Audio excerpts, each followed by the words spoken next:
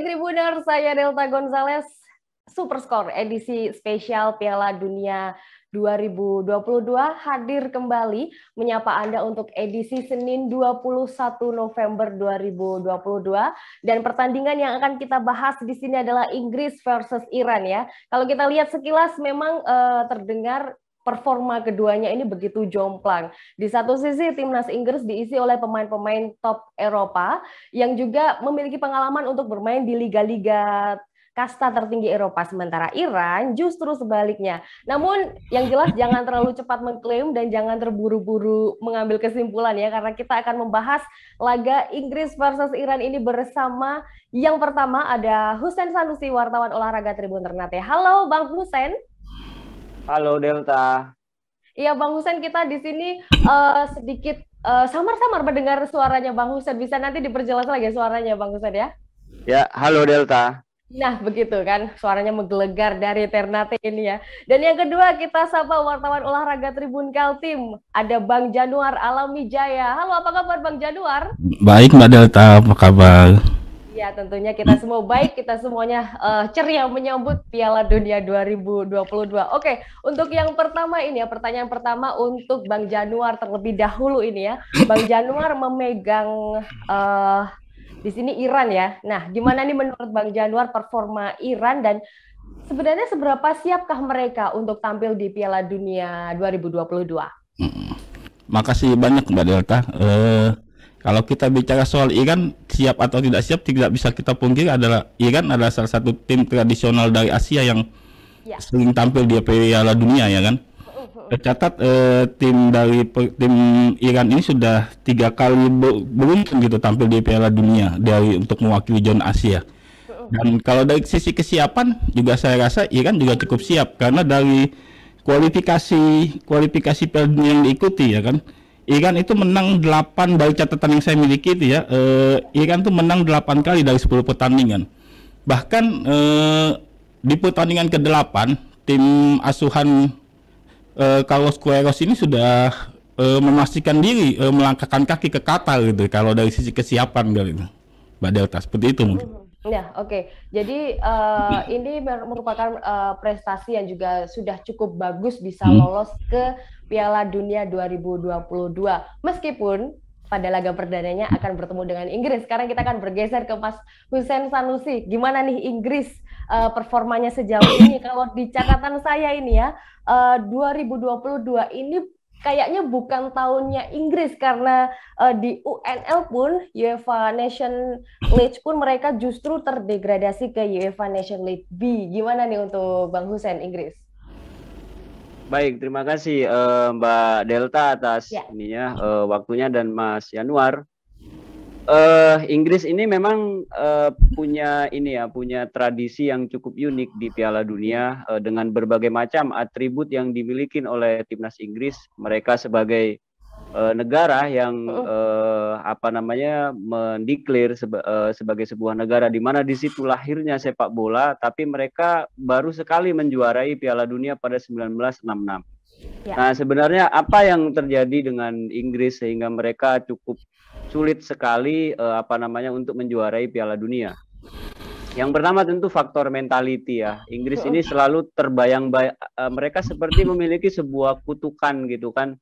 Mereka dengan nama besar mereka, liga mereka terbaik di seluruh dunia, lalu kemudian banyak pemain bintang dari era David Beckham. Kita mengingat bagaimana mereka memiliki pemain yang sangat komplit pada saat itu di era kejayaan David Beckham, lalu kemudian bahkan mereka tidak bisa untuk mencapai final Piala Dunia.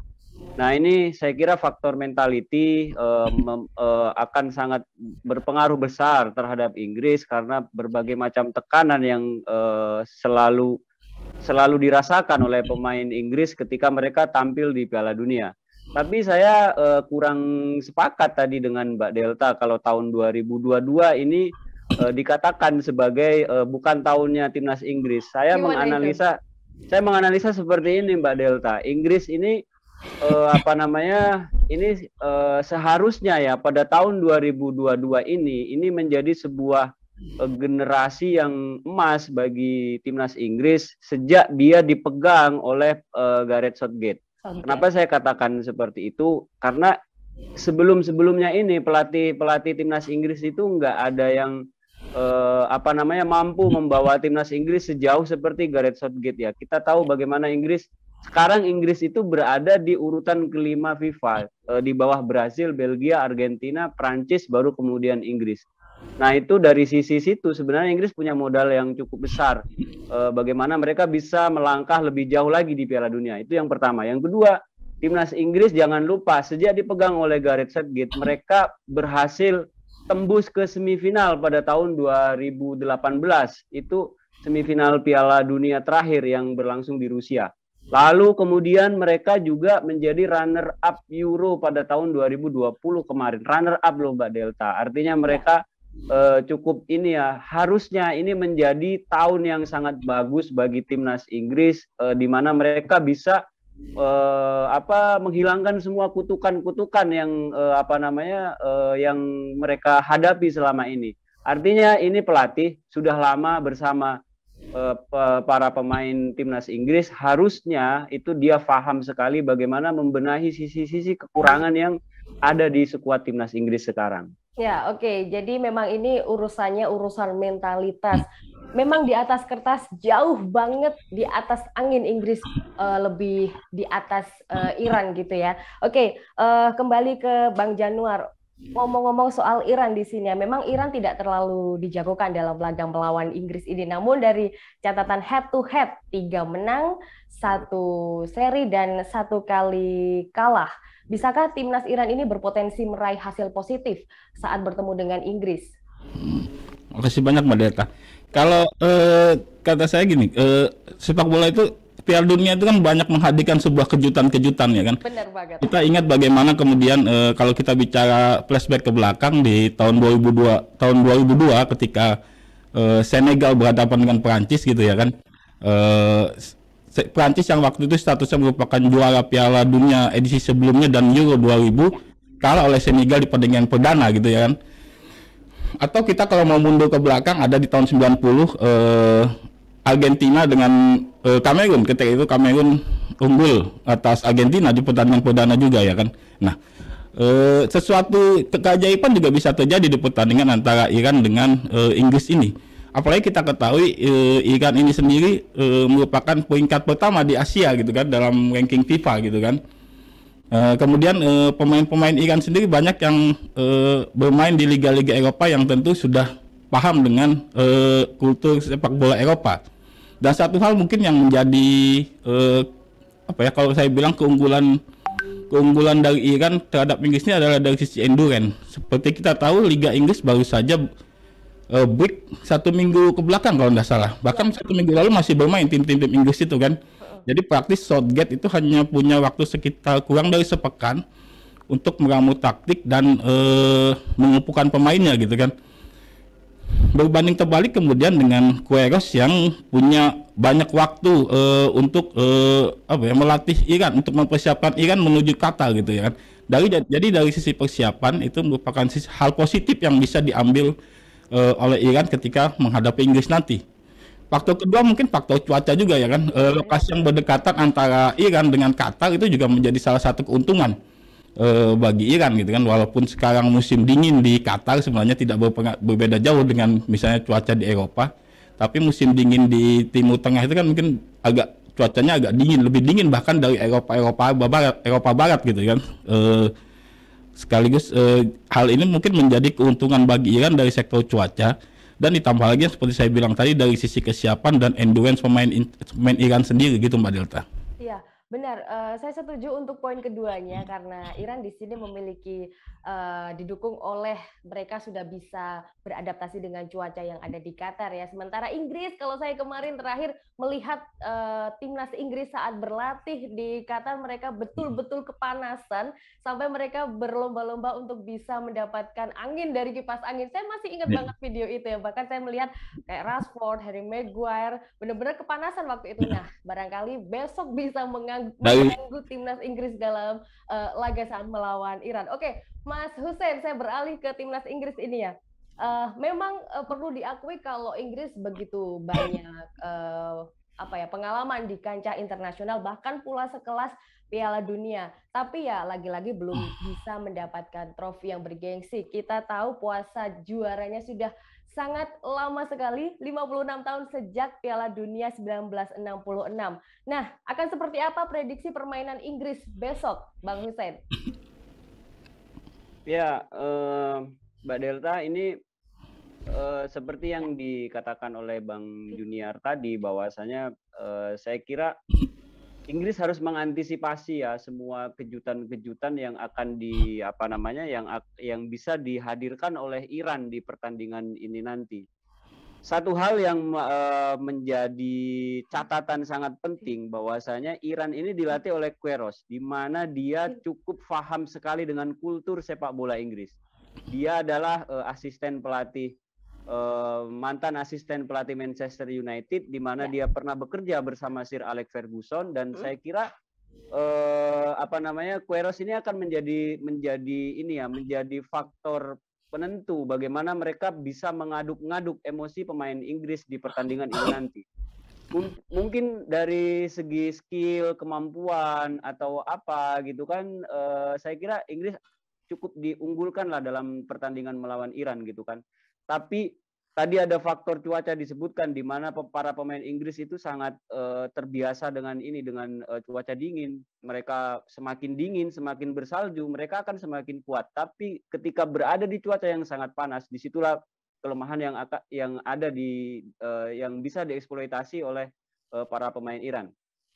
Namun prediksi saya Inggris tidak akan menyerah sebegitu mudahnya ya, karena bagi mereka ini adalah sebuah pertarungan yang sangat besar bagi mereka, bagaimana mereka bisa kembali on fire seperti di Euro dan Piala Dunia kemarin, sejak dari babak penyisihan. Saya kira ini tantangannya hanya masalah non teknis di Inggris.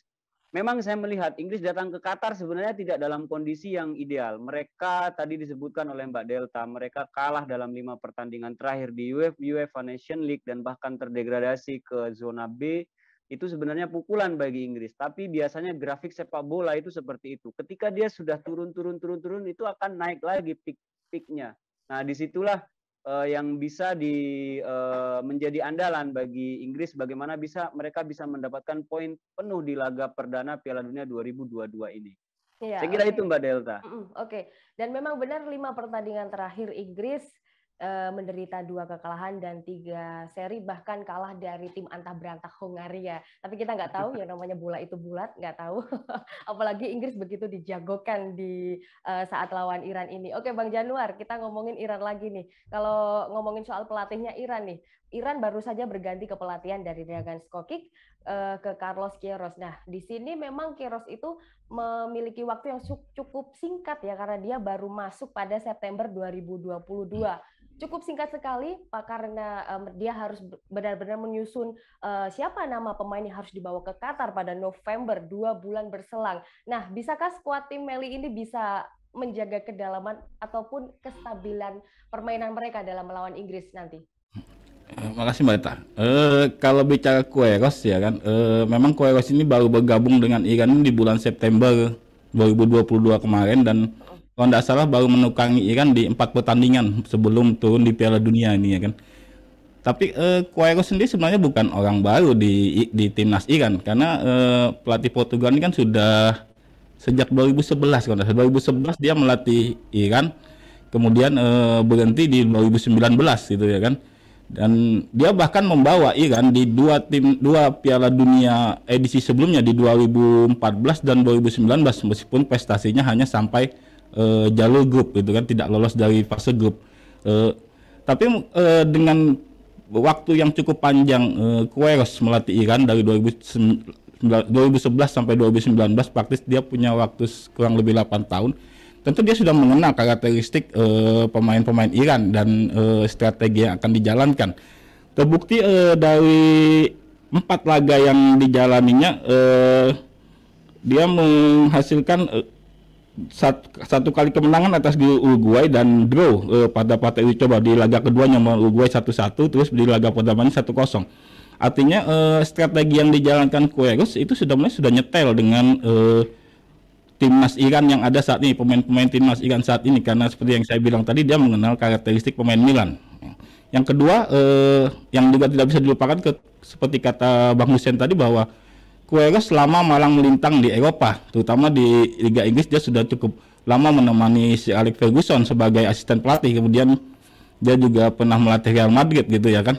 Dengan segudang pengalaman itu, saya rasa bukan hal yang sulit untuk meramu pemain Iran dalam waktu yang singkat, kurang lebih sekitar 2 bulan menjelang Piala Dunia itu.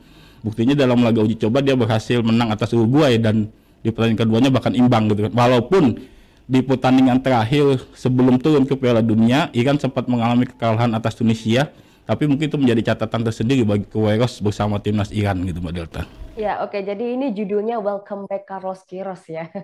Karena memang sudah benar-benar mengenal skuad Iran lebih banyak dari sebelumnya. Oke, masih di Bang Januar ini, lantas dari skuad yang disusun oleh Carlos Queiroz, sebenarnya siapa sih pemain kunci yang akan bersinar di laga melawan Inggris nanti?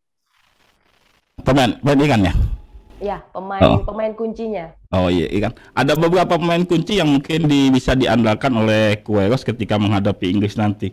Yang pertama ada kapten ke-11 si Ehsan Hatsafi, yang pemain dari AEK Athens. Dia merupakan salah satu pemain Iran dengan caps terbanyak gitu ya kan, bersama timnas Iran. Kemudian yang paling penting yang harus diwaspadai oleh timnas Inggris adalah Mehdi Taremi, yang pemain striker dari FC Porto gitu ya kan. Kalau tidak salah dia sempat menjadi top skor di Liga Champions musim kemarin bersama Lewandowski kalau tidak salah ya kan.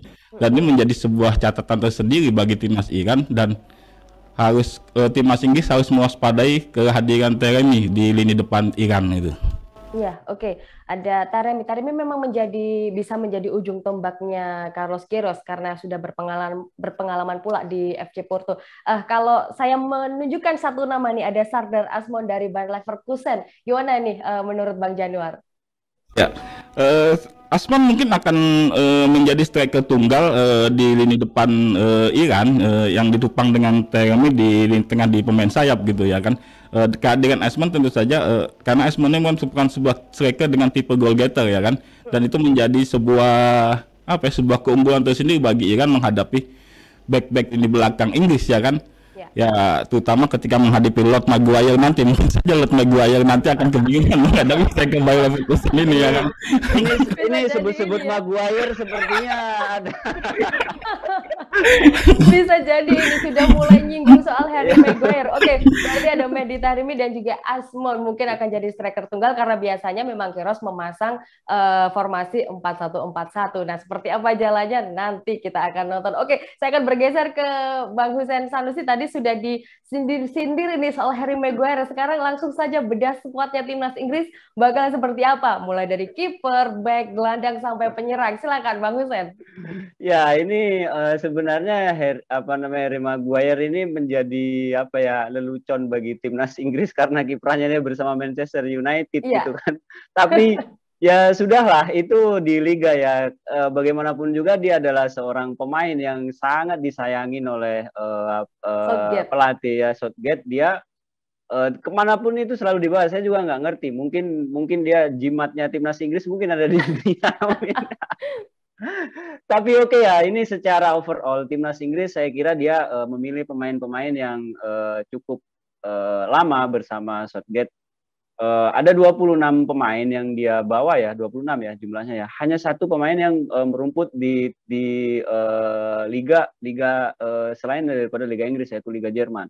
Nah, semuanya itu berada di Liga Inggris. Nah, main di Liga Inggris. Artinya sebenarnya kalau dibilang mereka itu pengalaman ya, saya kira tidak bisa dikatakan banyak pengalaman ya, karena skuad tim-tim lain yang ada di Piala Dunia ini kan merata. Mereka main di Liga Italia, Liga Spanyol, Liga Jerman, di Liga Prancis. Kalau Inggris ya Inggris aja. Inggris ini sangat konservatif. Nah, dari sisi skuad tentunya kita sekarang yang sedang ini kan Pickford. di Everton, lalu kemudian Ramsdale juga Arsenal. Dia pemain bisa menjadi pilihan bagi Southgate, di mana sekarang Arsenal berada di puncak klasemen dengan rasio kebobolan yang tidak begitu buruk sekali. Tentunya ini akan menjadi perhatian bagi timnas Inggris, bagaimana dia bisa memiliki kiprah yang cukup bagus. Lalu di back ini kan ada back selain si Maguire tadi yang suka dibully tadi. Tentunya ada back Liverpool, si Arnold, lalu kemudian back Everton, terus kemudian Luke Shaw, John Stone yang bersama Manchester City, Ben White jangan lupa ya, dia juga tampil cukup perform bersama Arsenal. Nah, andalan daripada timnas Inggris ini sebenarnya ada di lini tengah, di mana si Southgate ini biasanya dia main dengan formasi 3-4-3. Tentunya dia akan menumpuk banyak gelandang di lini tengah. Itu si Bellingham tadi yang saya sebutkan, dia merumput bersama Borussia Dortmund, lalu kemudian Mason Mount yang sekarang juga sedang bagus bersama Chelsea, lalu Calvin Phillips di Man City, terus Declan Rice dia di West Ham, Jordan Henderson ini pemain veteran ya, tentunya dia diharapkan akan menjadi leader bagi lini tengah timnas Inggris. Terus kemudian pemain Chelsea, Conor Gallagher, terus James Maddison, dia bermain bersama Leicester United. Di lini depan saya kira Harry Kane tentu akan menjadi andalan bagi timnas Inggris, di mana dia menjadi top skor pada edisi Piala Dunia di Euro ya kalau nggak salah. Euro apa Piala Dunia? Euro ya. Dia Euro menjadi top skor, dan ini tentu akan menjadi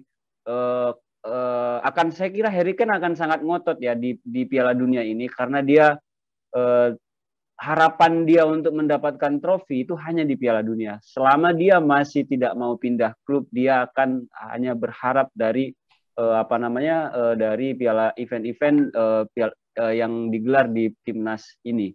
Dan satu lagi, saya penggemar Arsenal ya, tentunya sangat berharap Bukayo Saka bisa memberikan umpan-umpan yang manis bagi Harry Kane, di mana biasanya itu disambar lewat sundulannya Harry Kane. Saya kira gitu Mbak Delta. Hati-hati itu Iran. Nah, tadi sudah melakukan pengakuan kalau fans dari Arsenal. Sekarang saya mau nanya kembali lagi kita ke kiper ya. Kita kalau lihat daftar kipernya timnas Inggris, ada Pickford dari Everton, ada Nick Pope dari Newcastle, dan juga kiper ketiga Aaron Ramsdale dari Arsenal. Nah, kita tahu Pickford bersama Everton sedang buruk-buruknya penampilan di Liga Inggris, sementara Nick Pope bersama Newcastle di 3 besar bahkan sampai game week ke-16 terakhir kemarin, dan justru Ramsdale bersama Arsenal di puncak klasemen. Kenapa Southgate memilih Pickford yang tetap menjadi kiper utama? Tanggapannya seperti apa, Pak Gusen? Saya kira faktor pengalaman ya, pengalaman. Okay. Jadi pelatih itu biasanya dia hanya ada dua pilihan yang ada dua pilihan yang akan dia lakukan dalam menentukan pemain. Pertama, dia akan memilih karena faktor pengalaman, terus yang kedua faktor performa terakhir. Ya. Nah, kalau seandainya dia patokannya adalah pengalaman, maka dia akan memilih Pickford. Tapi kalau performa terakhir, tentu dia akan memilih kipernya Arsenal dan kiper mana tadi? Kiper apa itu? Dari Newcastle. Ya, Nick Pope itu Mbak Delta. Nah, kita lihat saja nanti apakah dia akan lebih condong kepada pengalaman atau dia kepada performa terakhir dari si pemain tersebut. Ya, memang kalau lihat skuadnya begitu mewah, mentereng, sampai-sampai banyak pemain yang sangat optimis kalau mereka bakalan menang. Bahkan terakhir kemarin saya lihat Declan Rice, dia sudah membawa koper kosong karena dia yakin akan membawa trofi Piala Dunia ke tanah Inggris. Jadi ini judulnya Coming Home sesi kedua setelah gagal meraih Piala Eropa kemarin ya. Oke, Bang Januar, gimana nih prediksi skornya aja langsung nih Inggris versus Iran? Mungkin dari sisi yang benar-benar realistis atau mungkin ada keajaiban yang datang untuk Iran? Ya, sebelum saya tebak mungkin saya coba menyinggung bahwa Inggris adalah Inggris yang setiap perhelatan turnamen besar baik Eropa atau dunia hanya besar di media gitu kan. Tapi tidak pernah juara gitu ya kan. Setiap awal-awal turnamen timnas ini selalu dijagokan akan berbicara banyak bahkan menjadi juara. Tapi sejak 66 tidak ada lagi trofi besar yang diraih oleh timnas Inggris ya kan. Jadi kalau dari prediksi skor, saya rasa pertandingan akan berjalan ketat karena ini Piala Dunia. Atmosfernya tentu berbeda ya kan ketika laga uji coba gitu kan, semua pemain akan mengeluarkan kemampuan terbaiknya gitu kan. Saya rasa kalaupun menang Inggris dengan skor tipis, tapi prediksi saya dua mungkin 1-1 gitu. 1-1, imbang ya di sini. Realistisnya Bang Januar imbang ya, ini luar biasa banget ini. Bakalan berjalan seru. Oke, 1-1 ya Bang ya? Iya. Seri imbang draw dari Bang Januar. Mas Hussein Sanusi gimana nih untuk skornya? Kalau saya prediksi saya 2-0 ya, langsung aja 2-0 yang cetak gol, dua golnya itu semuanya dicetak oleh Harry Kane. Oh, dua-duanya diborong oleh Harry Kane, langsung jadi top skor di awal-awal bergulirnya Piala Dunia ya. Oke, itu dia. Dua-duanya masuk line up nggak kira-kira Bang Hussein ini? Harry Kane asal dia tidak pakai ban kapten pelangi, insya Allah Inggris ini menang. Jadi dia pakai ban kapten pelangi. Itu yang bikin Inggris sial itu ban kapten pelanginya itu. Iya, karena tidak dibolehkan ya di Qatar untuk memakai ban kapten pelangi. Itu dia pembahasan prediksi dan performa pertandingan Inggris versus Iran dari grup B, karena yang lain kita akan prediksi lagi pertandingan-pertandingannya yang lain setelah satu ini.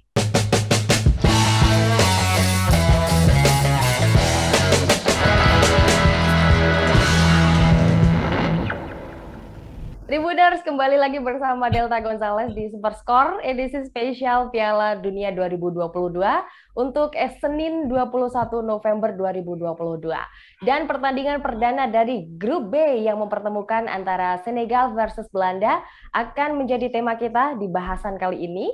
Dan Belanda comeback ya setelah absen di Piala Dunia 2018, dan inilah saatnya untuk The Orange untuk melampiaskan kegaragan mereka di kancah internasional. Dan korban pertama timnas Belanda adalah Senegal, yang mana sedang dirundung pesimis lantaran punggawa utamanya Sadio Mane batal join ke Qatar karena cedera yang belum kunjung sembuh. Kita akan bahas laga Senegal versus Belanda ini bersama yang pertama Hussein Sanusi, wartawan olahraga Tribun Ternate, dan yang kedua Januar Alamijaya, wartawan olahraga Tribun Kaltim. Halo Bang Hussein, halo Bang Januar.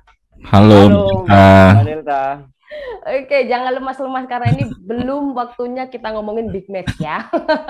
Masih Senegal versus Iran. Oke, langsung ke Bang Januar ini ya. Kembalinya timnas Belanda di gelaran Piala Dunia 2022 kali ini, akankah banyak perubahan di starting line up-nya yang dibawa oleh Louis van Gaal?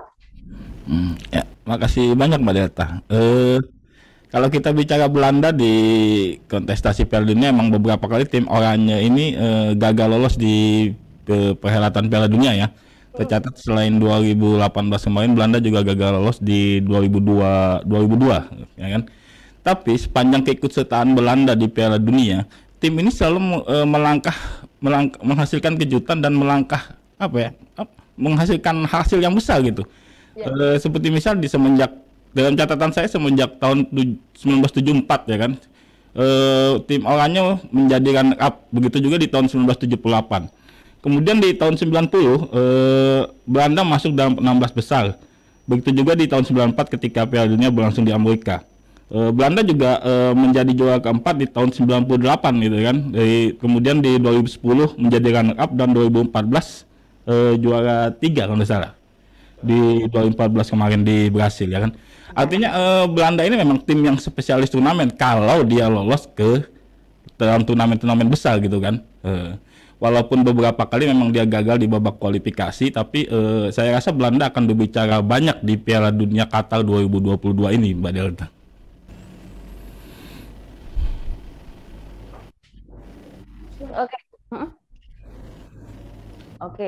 Oke. Jadi memang ini kalau kita flashback ke belakang, tahun 2018 merupakan sedikit kenangan pahit buat The Orange karena mereka tidak lolos, dan juga tidak lolos lagi 16 besar di Euro yang membuat Frank de Boer dipecat waktu itu, lantas kepelatihannya berganti ke Louis van Gaal. Oke, itu sekilas untuk Belanda. Sekarang ke Bang Hussein Sanusi. dengan Senegal, Bang Hussein, gimana ini pertemuan pertama Senegal dengan Belanda? Nah, dari rekam jejak keduanya ini yang tidak pernah bertemu, sebenarnya modal apa yang dimiliki Senegal nantinya saat bertemu dengan Belanda? Ya, saya kira bicara tentang Senegal ini cukup memprihatinkan ya, tapi memprihatinkan dari sisi psikologisnya saja ya. Kita biasa melihat sepak bola seperti itu ketika ada satu pemain yang betul-betul dia menjadi ikon daripada sebuah klub atau negara tersebut, lalu dia mengalami sebuah cedera, itu biasanya pengaruhnya itu hanya dari sisi psikologisnya saja. Tapi ada juga banyak tim yang dia mampu melewati masa-masa sulit yang seperti itu. Kita katakanlah kayak beberapa kejadian gitu ya, seperti Prancis tiba-tiba kehilangan Zidane atau siapa gitu kan, atau Prancis yang sekarang inilah dia tidak mengikutkan pemain terbaik dunianya si Karim Benzema, itu aneh sekali gitu kan. Nah, saya kira faktor Sadio Mane itu hanya akan berpengaruh dari sisi psikologisnya. Pencetak gol Senegal itu bukan hanya Sadio Mane saja. Kalau tadi ditanya apa modalnya Senegal dalam menghadapi Belanda di laga perdananya mereka di Piala Dunia ini, jelas sekali Senegal ini tim tradisional dari Afrika, di mana dia diharapkan menjadi satu-satunya tim yang mampu memperbaiki performa tim-tim asal Afrika setelah pada gelaran Piala Dunia sebelumnya semua tim asal Afrika itu hanya selesai atau mampu menyelesaikan turnamen di fase grup.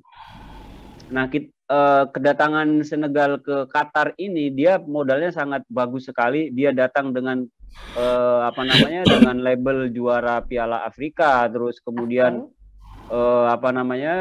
dia juga melewati fase playoff melawan Mesir dengan performa yang sangat luar biasa. Saya kira ini akan menjadi pertandingan yang cukup menarik malam ini, di mana Senegal, saya kira dia akan sangat ngotot sekali melawan Belanda yang juga memiliki luka lah. Belanda ini kan ya kadang dia panas di depan tapi tiba-tiba melempem, atau kadang dia nggak panas sama sekali gitu kan. Saya kira akan ada kejutan ya akan dihadirkan oleh Senegal. Ya, oke, benar banget, karena Senegal juga sudah membuktikan kalau mereka bisa mengejutkan di Piala Dunia. Contohnya juga yang sudah berkali-kali tadi diomongin di Piala Dunia 2002 yang langsung bisa mengalahkan Prancis dengan skor tipis, meski sangat tipis 1-0 waktu itu. Saya sudah nonton waktu itu ya, dan itu memang benar-benar gegap gempitanya warga Senegal memang sangat luar biasa. Oke. Bang Januar, ini dari skuad yang dibawa oleh Louis van Gaal ini ya, nampak kalau dari sisi pertahanan khususnya untuk posisi kiper nampaknya memang sedikit bisa dibilang sedikit lemah karena ternyata masih kebingungan nyari kiper utama. Seperti apa tanggapannya dari Bang Januar? Ya, Mbak Deta, semenjak pensiunnya Van den Sar, memang Belanda seperti kesulitan menjadi kiper yang handal untuk menjaga di bawah tiang gawang gitu ya. Padahal kita tahu dahulu Belanda punya banyak kiper berkualitas itu kan, seangkatan Van den Sar. Ada nama Edegoy juga yang kan sempat bermain di Chelsea ya kan. Tapi kemudian selepas Van den Sar pensiun, yang diharapkan sebenarnya ada nama Jesper Cillessen yang sempat digadang-gadang bahkan menjadi kiper top di Belanda gitu ya kan. Tapi bahkan dia sendiri gagal bersaing di Barcelona dengan Ter Stegen ya kan. Kemudian akhirnya dia pilih ke Valencia, dan di musim panas kemarin dia memilih kembali ke Belanda dengan harapan bakal dipanggil oleh Van Gaal untuk masuk dalam skuad Piala Dunia Qatar 2022. Nah, tetapi di pengumuman skuad akhir malah Van Gaal tidak memasukkan Cillessen dalam skuad Belanda menuju Qatar ya kan. Ya. Nah, sekarang Belanda cuma punya tiga kiper yang mungkin kalau bisa kita lihat anunya cukup minim ya, bersama capsnya bersama timnas Belanda ya. Ya. Ada, kalau dalam catatan saya ada Remco Pasveer yang bermain di Ajax, kemudian Bijlow di Feyenoord, dan Noppert di Heerenveen ya kan. Nah, dari tiga kiper utama, dari tiga kiper yang dibawa oleh Van Gaal, saya rasa peluang terbesar dimiliki oleh Vesper ya, meskipun dia baru 2 kali memperkuat timnas Belanda di ajang internasional gitu ya. Tapi tidak ada pilihan lagi bagi Van Gaal karena memang stok yang sangat minim di kiper Belanda di saat ini gitu Mbak Delta ya kan. Tapi saya rasa apa ya, Vesper juga akan bisa berbuat banyak ya kan. Karena seperti kita ketahui di musim lalu bersama Ajax dia juga berprestasi cukup bagus gitu. Iya, terlebih juga Remco Pasveer sudah berusia 39 tahun. Ini tercatat sebagai pemain tertua yang bermain di Piala Dunia 2022 kali ini ya. Jangan lupa Buffon juga berusia tua ketika mengebut Piala Dunia 2006 ya kan. Lumayan usianya kan. Ya benar. Oke, saya setuju dengan Bang Januar. Semenjak pensiunnya Van der Sar, Edwin van der Sar, belum ada kiper yang benar-benar layak untuk memegang tampuk kepemimpinan di timnas ya sebagai seorang kiper. Oke, itu dari sedikit skuad dari timnas Belanda. Saya ke Mas Hussein lagi. Satu negara benar-benar menangis kehilangan Sadio Mane, dan ini harus membuat Sadio Mane untuk menepi 3 bulan karena cedera fibulanya yang tak kunjung sembuh ya. Lantas siapa Bang Hussein Sanusi untuk pengganti Sadio Mane yang layak di timnas Senegal? Ya, memang kehilangan Sadio Mane itu seperti saya bilang di awal ya. Ya. Saya kira ada ini ya, kalau saya membaca beberapa analis itu bahwasanya ada 4 pemain yang akan pantas untuk menempati posisi yang akan ditinggalkan oleh Sadio Mane. Yang pertama itu Nicolas Jackson, Iliman Ndiaye, Kripin Diata, dan Bamba Dieng. Nah, ini pemain-pemain ini mereka pemain yang bisa beroperasi di sisi kiri serangan, di mana itu adalah sebuah tempat yang biasa disitulah Sadio Mane beroperasi gitu kan. Tapi yang paling mungkin memenangkan pertarungan di tempat itu dari 4 pemain itu adalah si Diata. Kenapa? Karena dia terbiasa dalam beberapa line up yang saya perhatikan di skuadnya timnas Senegal itu, dia sudah terbiasa main dengan Ismail Assar dalam mengapit bersama dengan Boulaye Dia. Wah, ini namanya agak susah-susah ya. Yang biasanya itu menjadi ujung tombak daripada skuad Senegal gitu kan. Nah, ini saya kira pelatihnya Senegal, si Cisse itu ini pelatihnya nyentrik banget loh. Saya suka sekali. Saya suka pelatihnya. Ya, pelatihnya ini nyentrik banget. Dia biasa pakai kemeja putih, lalu rambutnya gondrong kayak rapper gitu kan. Ya. Tapi ya kalau saya lihat ya. Iya, betul. Nah, itu saya kira dia akan menjadi motivator yang sangat berpengaruh sekali, dibutuhkan oleh skuad Senegal dalam menghadapi pertandingan melawan Belanda tanpa kehadiran sosok seorang Sadio Mane. Gitu Mbak Delta. Ya, selain itu juga ada beberapa pemain dari Senegal yang merumput di Liga Top Eropa. Ada Eduardo Mendy di posisi kiper dan juga Koulibaly yang bermain di Chelsea ya, sama-sama di Chelsea. Oke, itu kita sudah masuk ke per posisi. Langsung saja Bang Januar, kita bakalan bedah skuad timnas Belanda bakalan seperti apa. Kalau tadi kita sudah menyinggung soal kiper bakalan dipegang oleh Pasveer ya, kalau nggak salah. Dan sekarang untuk yang belakang, tengah, dan depan bakalan siapa ini? Ya, kalau dari prediksi saya ya, kiper kan sudah pasti dipegang oleh Pasveer ya kan. Ya. Sementara lini belakang kayaknya sosok Van Dijk tak tergantikan gitu kan, pemain Liverpool ini kan, beliau juga sebagai kapten kesebelasan. Saya rasa dia akan menjadi moto di lini belakang timnas Belanda gitu kan. Kalau saya lihat formasi kesukaan Opa Van Gaal ini kan 3-5-2 ya kan. Ya, benar. Jadi dia akan menempatkan 3 back yang sejajar di lini belakang dengan Van Dijk sebagai motor serangan. Kemudian mungkin dia didampingi oleh Timber, pemain muda Ajax yang sedang bersinar, atau kemudian di The Fritz yang juga mendampingi mereka. Satu hal lagi mungkin Matthias de Ligt mungkin bisa menjadi salah satu opsi juga bagi Van Gaal ya kan, untuk menjadikan posisi Timber. Tapi yang pasti posisi Van Dijk mungkin tidak akan tergantikan kecuali ada extraordinary atau yang sebelum pertandingan gitu. Kalau untuk posisi Van Dijk ini kan. Kemudian kalau kita bicara di tengah gitu kan, di sayap kanan mungkin dia akan memasang pemain Inter Milan yaitu si Denzel Dumfries ya kan, di Dumfries yang sisi kanannya. Kemudian di sisi kiri ada Nathan Ake yang main di Manchester City ya, Nathan Ake. City sisi kiri. Nah di sisi sentral ini di tengah ini satu lagi pemain yang tidak bisa digantikan di lini tengah ini adalah Frenkie de Jong. Frenkie de Jong. Ya, karena musim kemarin bahkan sampai setengah musim ini dia cukup bersinar bermain bersama klubnya Frenkie de Jong ya. Dia akan didampingi oleh Daley Blind dan Cody Gakpo mungkin pemain dari PSV untuk di lini tengah. Nah, di lini depan Belanda sendiri ini juga merupakan kabar buruk bagi pencinta tim oranye ya, karena Depay dikabarkan masih cedera belum pulih 100% ya kan.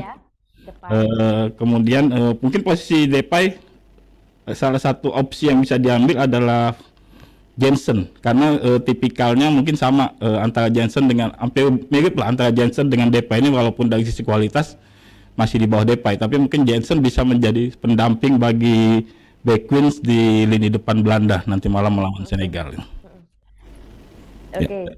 Padahal Depay biasanya menjadi false nine untuk Louis van Gaal ya, tapi sayangnya belum ada kepastian bakalan ikut atau tidak. Tapi saya masih di Bang Januar ini ya. Kita ngomong-ngomong soal Louis van Gaal. Kita tahu Louis van Gaal saat menangani Manchester United seperti apa prestasi dari Manchester United. Lantas dia kembali ke negaranya, dia melatih timnas negara asalnya, justru bisa bersinar. 7 main tanpa kekalahan, 5 menang, 2 imbang. Menurut Bang Januar seperti apa nih dari performa Louis van Gaal sendiri? Iya, kalau dari kacamata saya mungkin Van Gaal ini adalah seorang pelatih yang spesialis tim nasional gitu ya kan.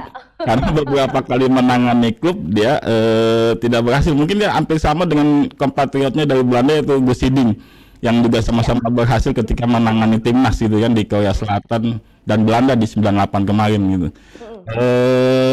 Kemudian kalau kita lihat Van Gaal ini kan di usianya yang ke-78, saya rasa ini kesempatan terakhir bagi Van Gaal untuk berbicara banyak menangani timnas Belanda gitu kan. Karena itu dia akan mengeluarkan segala kemampuannya untuk membawa Belanda melaju sejauh mungkin di Piala Dunia Qatar 2022 nanti. Apalagi dengan materi pemain yang kedalaman skuadnya sebenarnya sampai cukup merata Belanda ini ya kan. Saya rasa di bawah Van Gaal Belanda akan bisa berbicara banyak di Piala Dunia Qatar 2022. Minimal semifinal lah mungkin prediksi saya gitu. Boleh. Saya setuju karena saya juga fansnya De Oranje ya. Makanya saya pakai jersey Belanda. Oke. Jadi memang Belanda juga bisa dibilang cukup beruntung pula karena dia di grup A bertemu dengan Qatar, Ekuador dan juga Senegal. Benar-benar salah satu negara yang juga diunggulkan untuk lolos dan bersinar di Piala Dunia 2022 ini. Oke, langsung saja Mas Hussein Sanusi, prediksi skor untuk Senegal dan Belanda berapa nih? Saya kira begini ya, Senegal ini selain daripada Sadio Mane itu mereka punya Edouard Mendy ya. Edouard Mendy ini kan karena dia posisinya di kiper itu dia jarang mendapat sorotan. Tapi saya memperhatikan pemain ini ketika dia tampil bersama Senegal itu dia betul-betul sangat luar biasa. Bagaimana dia mampu menepis beberapa tendangan penalti ketika di Piala Afrika itu menjadi sebuah catatan yang sangat penting sekali, dan dia menggagalkan tendangan-tendangan atau beberapa upaya yang dilakukan oleh rekannya Sadio Mane di Liverpool, yaitu Mohamed Salah gitu kan. Itu frustasi sekali itu Mesir ketika dia melawan Senegal. Saya menonton pertandingan itu, betapa hebatnya ini Edouard Mendy. Dan saya kira Belanda akan mengalami hal yang sama ketika dia berhadapan dengan Senegal. Saya yakin Edouard Mendy akan menjadi key player yang akan menentukan skor di pertandingan ini nanti. Maka kalau saya sih kayaknya ya sepertinya ini pertandingan ini akan berakhir dengan skor 0-0. Kenapa 0-0 kan seperti ini Mbak Delta. Rasionalnya itu seperti ini. Ini Mbak Delta sudah pakai kaos Belanda, jadi saya harus mengintimidasi dia gitu. Malah dibikin 0-0 berarti semua yang ini kipernya ya. Kan, rasionalnya itu seperti ini Mbak Delta. Senegal itu nggak kehilangan Sadio Mane, otomatis dia kan agak kesusahan tuh nyari gol, mencetak gol gitu kan. Nah terus Senegal itu punya kiper yang hebat, Belanda itu ya kesusahan lah mereka akan cetak gol. Saya kira seperti itu, dan saya kira kansnya Senegal untuk lolos dari fase grup itu besar sekali ya. Kalau melihat gimana cara mainnya Qatar, gimana cara mainnya Ekuador kemarin, ini Senegal saya pikir dia menjadi kandidat yang cukup kuat untuk lolos ke babak selanjutnya bersama Belanda. Oke, 0-0 nggak apa-apa ya. 0-0. 1 poin lah. Biasa Bang. Masih dapat 1 poin lah, oke ya. Bang Januar seperti apa nih prediksinya? Masa juga 0-0? Nggak greget dong permainannya. Ya, kalau saya lihat gini ya, Sadio Mane di timnas Senegal itu bukan hanya sekedar ikon gitu kan, tapi dia juga seorang penyemangat tim gitu kan. Ya. Kita tidak bisa membandingkan misalnya Sadio Mane dengan Egy Melgiansah. Ketika Egy Melgiansah absen di timnas Indonesia masih ada Witan Sulaiman yang menggantikannya kan. Sementara sosok Sadio Mane ini tidak tergantikan di Sadio Mane di Senegal. Jadi ini akan mempengaruhi juga mentalitas tim tim Senegal ketika menghadapi Belanda di pertandingan perdana Piala Dunia nanti gitu ya kan. Kehadiran kalau kata Bang Hussein tadi ada Mendy yang ada di bawah Mister Gamang, saya rasa tidak akan berpengaruh banyak karena dari awal kecuali pelatihnya mampu membangkitkan motivasi timnya. Tapi saya rasa sulit ketika pemain bintang yang menjadi ikon dan penyemangat tim. Itu tadi kenapa alasannya saya sebutkan si pelatih nyentrik ini jadi faktor kunci. Ya. Jadi kehilangan ikon sebagai penyemangat timnya, mentalitasnya mungkin sudah runtuh dari awal gitu ya kan. Beda dengan Belanda yang mungkin mengejar hasil maksimal agar ingin menjadikan Senegal sebagai lumbung gol untuk agar di pertandingan berikutnya mereka agak santai gitu kan. Di samping itu mungkin seperti saya bilang di awal tadi, ini adalah kesempatan terakhir dari Opa Van Gaal membuktikan kapasitas dirinya sebagai pelatih. Jadi prediksi saya rasa Belanda akan menang besar 3-0 mungkin. Oke, 3-0 saya dukung Bang Januar aja kalau kali ini ya.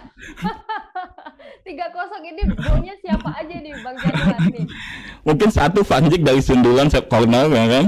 Atau Bergwijn dan Frenkie de Jong dari tendangan bebas mungkin terakhir. Boleh Frenkie de Jong tetap dimasukkan karena memang Frenkie de Jong ini gelandang box to box ya yang memang bisa mengatur tempo ritme permainan dengan baik dan juga aliran bolanya itu pas banget kalau ada Frenkie de Jong ini.